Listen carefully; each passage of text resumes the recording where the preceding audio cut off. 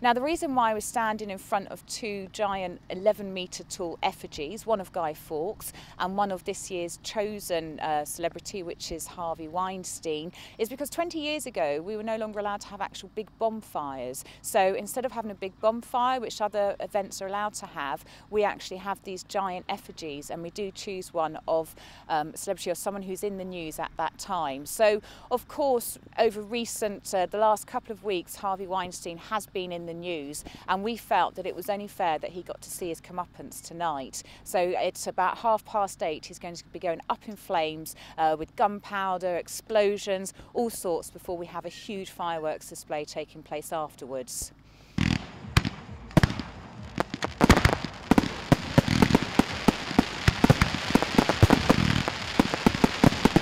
It's very tongue-in-cheek, it's very satirical, very classic British approach.